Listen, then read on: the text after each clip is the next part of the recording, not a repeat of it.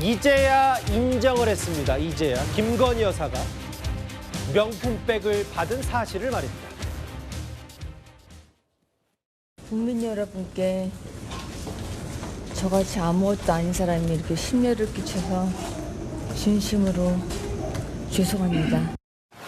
6,220만 원 상당의 그라프 목걸이 1개를 비롯하여 피고인 김건희가 수수 후 교환한 샤넬 구두 1개 및 샤넬 가방 3개를 이미 제출받아 이를 압수하였습니다. 저희가 지금 입장문에 대해서 저희가 뭐 말씀드리긴 어렵고 저희가 그 공식 입장문 낸 걸로 그냥 좀 가름해 주세요. 특검에서는 사실 그 해당 제품이 좀 사용감이 있었다 이렇게 계속 말을 하고 있잖아요. 근데 사용감이 나는 거 안 한 걸로 알고 있습니다. 무수히 많은 논란이 있었던 바로 그 명품백 2개, 800만 원짜리, 1,200만 원짜리. 6개월 만에 처음으로 인정했습니다. 최성 평론가 생각은 어떠세요? 그래요. 이게 저는 제가 보기에 약간 살라미 전술. 그러니까 우리가 이제 하나하나 끊어서 잘라서 대응하는 걸 우리가 살라미 전술이라고 얘기하는데 예. 그간은 이제 전면 부인했지 않습니까? 이제 예. 모든 것은 받은 적이 없다라고 얘기했는데 일단 샤넬백 2개는 받았다라고 이제 얘기를 합니다. 이제 이 얘기는 뭐냐면 지금 여러 가지 재판 진행 중인 상황과 좀 관련이 있는 것 같아요. 왜냐하면 그동안 이제 그 준 적이 없다고 얘기하고 자신이 잃어버렸다고 얘기한 전성배 씨 건진법사가 진술을 얼마 전에 바꾼 데다가 예. 그다음에 이제 이게 분명히 그럼 유경옥 전 행정관에게 전달됐다는 것을 이제 그 전성배 씨가 진술해버렸는데 그렇다면 이거를 이제 받지 않았다고 할 도리는 없고 지금 뭐 여러 가지 재판 상황도 그렇고 보석 신청하는 상황도 그렇고 여기서 전면 부인 전략으로 나갔다간 오히려 재판부의 심기를 좀 더 거스를 수 있으니까 최소한 이 정황 증거가 거의 드러난 샤넬백에 대해서는 내가 인정하고 가는 게 좀 재판 전략에도 도움이 될 것이고 그다음에 향후 이제 이런 것들이 이제 본인이 이제 변호인들과 상의하는 이른바 이제 재판에서 좀 약간 감경을 받는 이런 사안들도 조금 유효하지 않을까 이런 전략들을 세우지 않았나 싶어요. 다만 최주우 변호사는 받았지만 사용하진 않았다라고 해서 사용감이 있다고 얘기한 특검과는 진술이 약간 배치되는 측면에 있어서 앞으로 이 부분도 더 한쪽에 논란이 될 것 같다는 생각이 듭니다. 이게 사실 뭐였냐면 사실 보석 청구를 했고 그 법원의 판단 여부를 기다리고 있죠. 김건희 여사 측이. 그런데 사과도 했어요.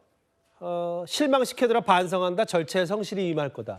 그러면서 이제 그 명품백만 받았다라고 인정한 게 보석을 앞두고 뭐 어떻게 보십니까? 장윤주 변호사. 선택적으로 자백을 했다고 보세요? 법적으로 좀 유리하게 이끌기 위해서? 사실 이 부분은 법적으로는 크게 자백의 효과도 없다라고 봐야 될 것 같습니다. 예. 자백이라 함은 결국 자신에게 적용되는 혐의에 대해서 법적 효력도 어느 정도를 인정을 해야 자백으로서의 효과가 있다라고 할 텐데요. 예. 김건희 씨 측에서는 지금 뭐 샤넬백 2개, 명품백 2개 받은 것은 인정하고 있지만 이것이 무슨 청탁이라든가 대가가 있지 않았다라는 점도 계속해서 강조를 합니다. 예. 왜냐하면 김건희 씨가 받고 있는 혐의는 결국 알선수재 혐의인데 그러니까 공무원의 직무에 관한 것을 알선하고 관련된 금품을 받아야 성립하는 범죄입니다. 예.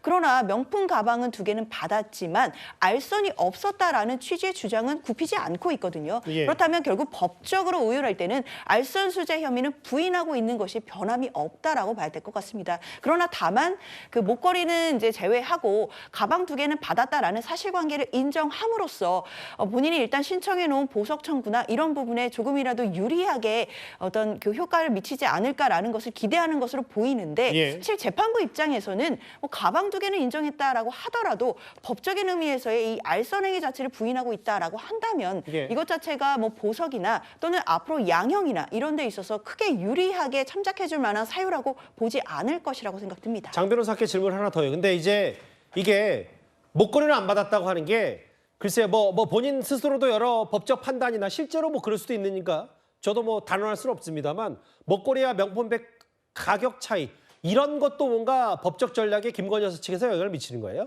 당연히 그럴 것 같습니다. 일단 뇌물죄의 일종의 알선수재 같은 경우에도 당연히 이 액수에 따라서 그 처벌의 수위도 달라집니다. 그렇기 때문에 이 목걸이가 사실상 뭐 6천만 원이 넘는다라고 알려져 있는 목걸이이기 때문에 이 부분까지 인정하게 된다라는 것은 좀 부담이 됐을 수 있겠다라는 생각이 듭니다.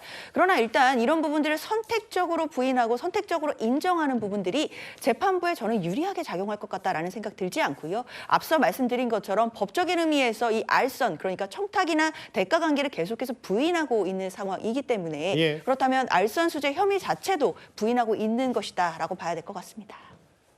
반년 만에 검찰 수사가 본격화된 게 한 4월이니까 거의 한 180일 넘게 있다가 이제서야 인정을 했습니다. 명품백만은 받았다. 김건희 여사 측 사과까지 하면서요.